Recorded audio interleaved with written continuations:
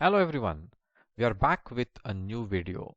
In this video, we are going to see the construction of a cooking robot. Let's go to first step. Here we are going to create a push-pull rod and a pendulum rod. We know for a push-pull rod, what we need is a single bar and two holes at the ends. And for the holes, we use flat rotator using single nut and bolt. Here also flat rotator using single nut and bolt. This gives me 1 and 2 holes. Another single bar, we are going to create a pendulum rod. For pendulum rod, we need holes close to each other. And so we attach the flat rotator here and one more here using one nut bolt each. That creates our push-pull rod and pendulum rod. In step 2, we are creating one assembly where we are going to put bowl which will hold the ingredients. Now it uses one big gear, one square plate, and they are connected with each other using two L connectors, one on this side, and two nut bolts each. Now let's create the base and a stand.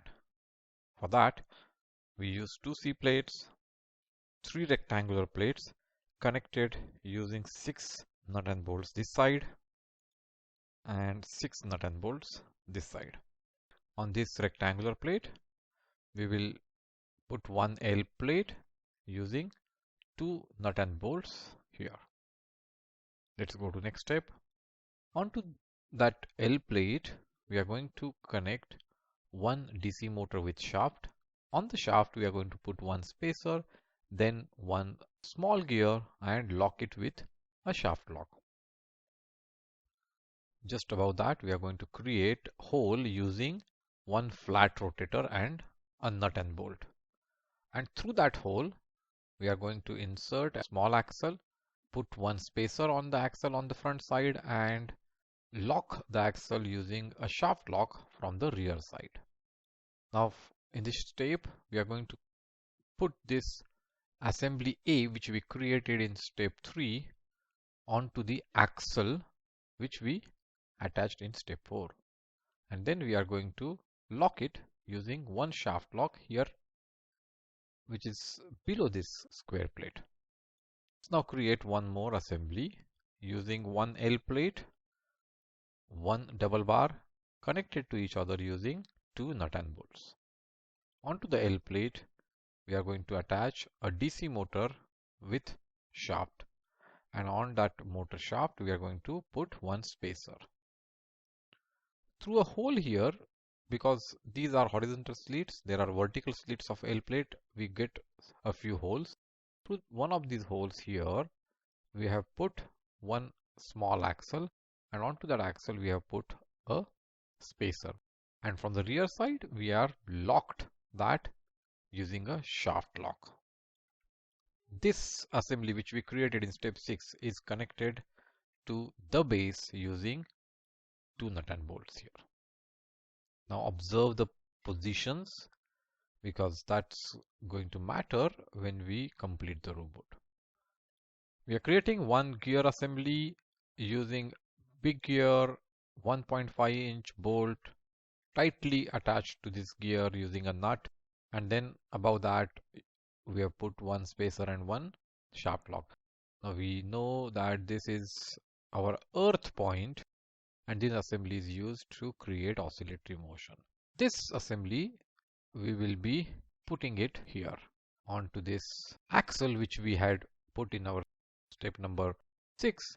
We are going to attach this gear and secure it with a shaft lock. We are going to put one gear medium onto the motor shaft and secure it with a shaft lock.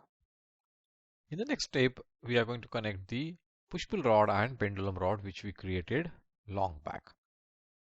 We know the push-pull rod is connected to the earth point using a nut which is loosely coupled, and the pendulum rod is mounted onto the fulcrum point.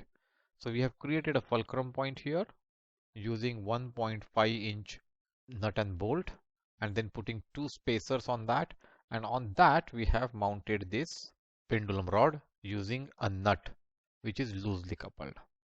Now this finishes the assembly of our cooking robot, but we need to add some props. We are going to put one bowl here. I have pasted it using double-sided tape. Same way, one more bowl, big bowl, we have pasted using double-sided tape here, and we have pasted one spoon to this pendulum rod. Now when we rotate this motor, the ingredients from this bowl are going to fall in this bowl, and this spoon is going to stir them. And if we attach a stove below, then it is going to cook. Isn't it nice? Please write about your experiences in the comment section below, and do wait for our next robot.